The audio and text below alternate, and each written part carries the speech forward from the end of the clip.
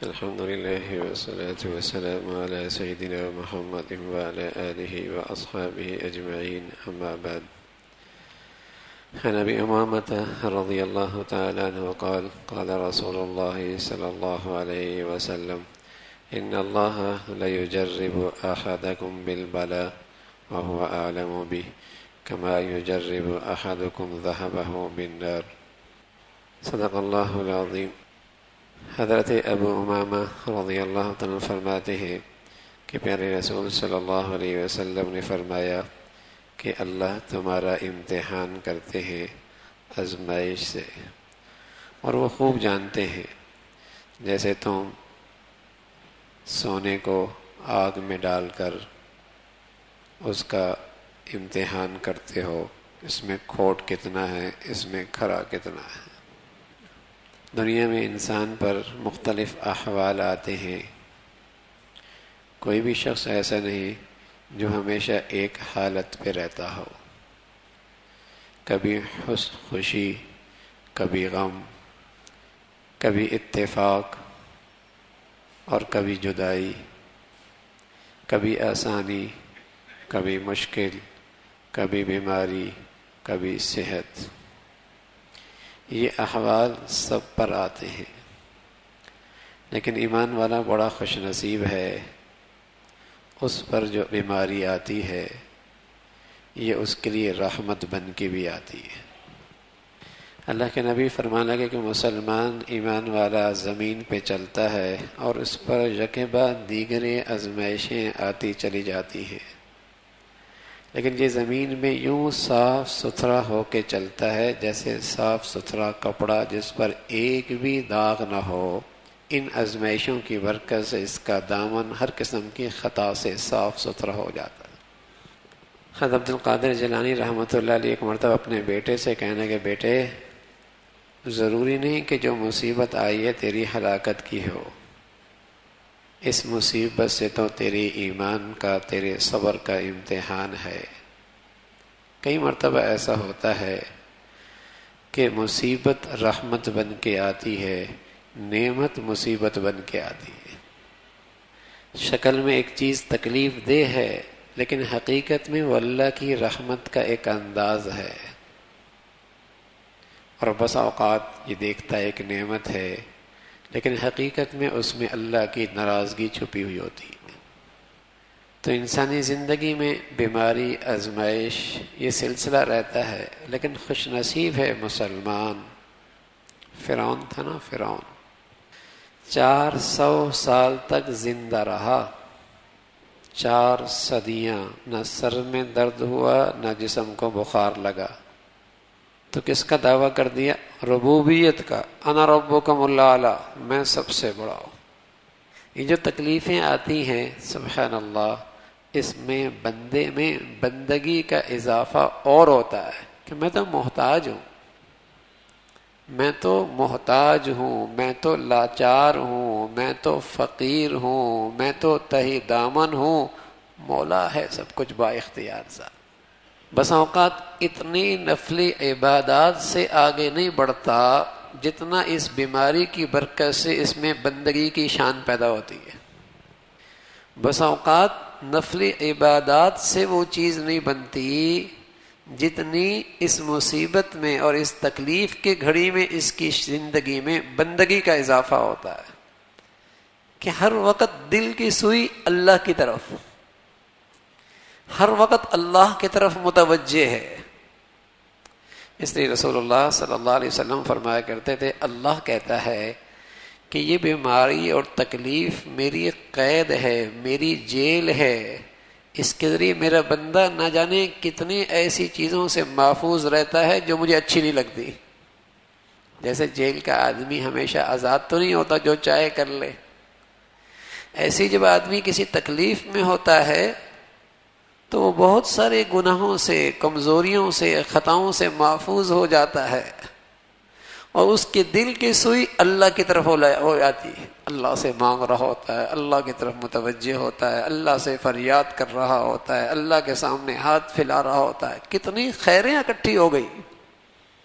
زید بن ثابت رضی اللہ تعالیٰ عنہ نے جب اللہ کے نبی صلی اللہ علیہ وسلم سے بیماری کے فضائل سنے، کہنے لگے یا رسول اللہ میرے لیے دعا فرما دیں، میں ہمیشہ بیمار رہوں، بس مسجد میں جانے سے نہ رکوں، نماز پڑھنے سے نہ رکوں، جہاد کرنے سے نہ رکوں، بس بیماری بھی رہے تاکہ میں اس بیماری کی فضائل کو موت تک حاصل کروں، اتنا اجر ہے اس کا۔ تو ایمان والا بڑا خوش نصیب ہے، اسے کانٹا بھی چبھے اس کا تو کام بنتا ہے۔ فرعون کو 400 سال تک نہ سر کا درد ہوا نہ بخار ہوا، اور کیسی بڑائی، کیسا کبر، کیسا دماغ گھوما، کہنے لگا میں رب ہوں۔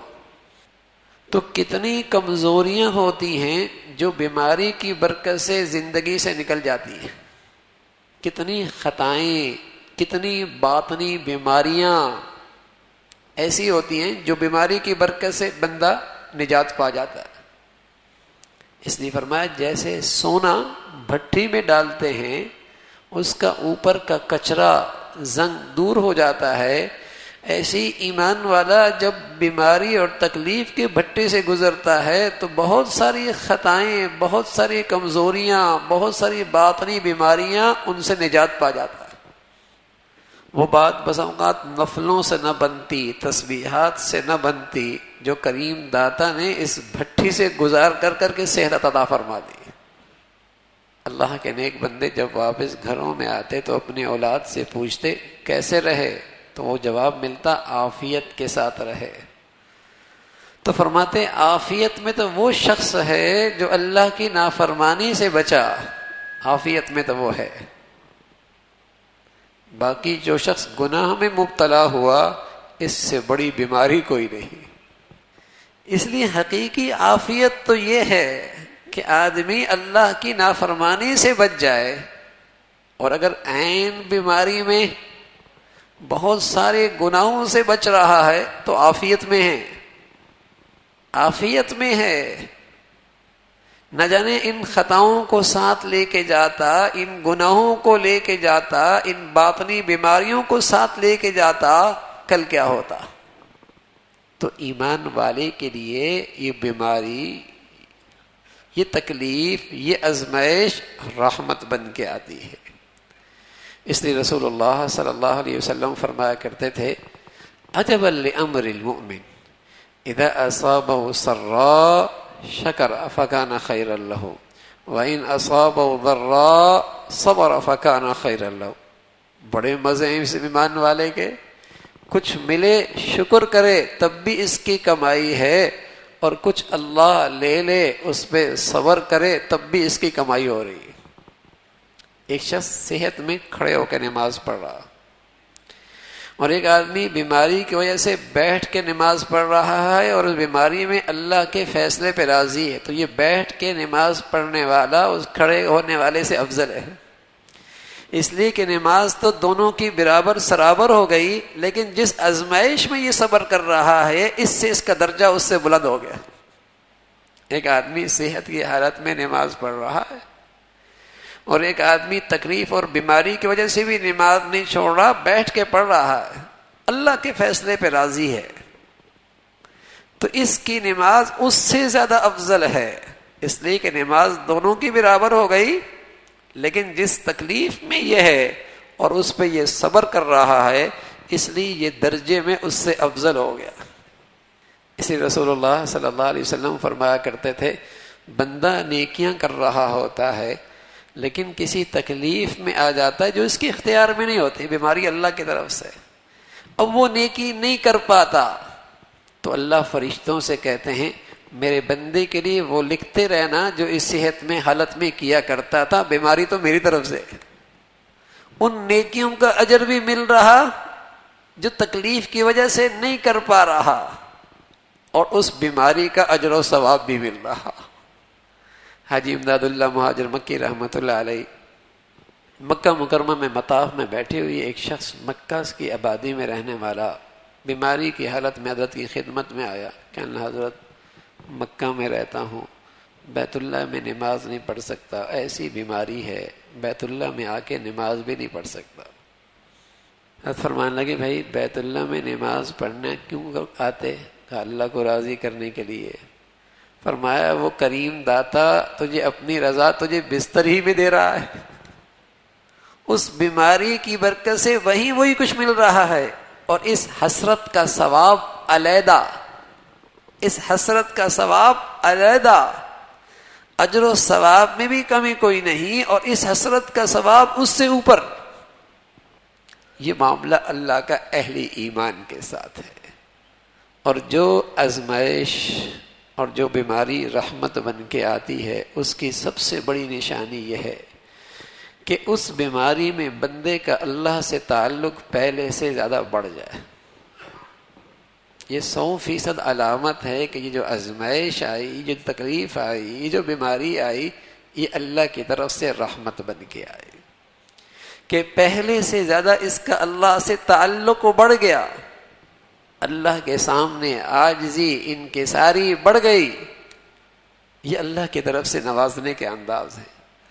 پھر پیارے رسول صلی اللہ علیہ وسلم نے فرمایا اللہ کے یہاں اپنے ایک نیک بندے کا ایک مرتبہ ہوتا ہے، میں اسے یہاں تک پہنچاؤں گا، اسے یہاں تک پہنچاؤں گا.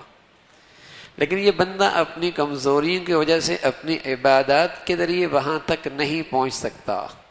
اللہ اپنی طرف سے تکلیف بھیج دیتے ہیں، اور یوں یہ منٹوں میں، سیکنڈوں میں، دنوں میں اس مرتبہ تک جا پہنچتا ہے جو اللہ نے اس کے لیے رکھا ہوا، اس تکلیف کی برکت سے. تو اللہ کی طرف سے یہ ایک انداز ہے نوازنے کے. خوشی غمی، صحت بیماری، یہ سب پہ آتے ہیں. لیکن ایمان والا تکلیف کی گھڑی کے اندر بھی، اور آزمائش کی گھڑی کے اندر بھی، اور بیماری کی گھڑی کے اندر بھی نقصان نہیں کرتا، کمائی کر رہا ہوتا ہے. یہ کما رہا ہوتا ہے، اس کا اجر و ثواب بڑھ رہا ہوتا ہے. یہ اہل ایمان کے لیے ہے.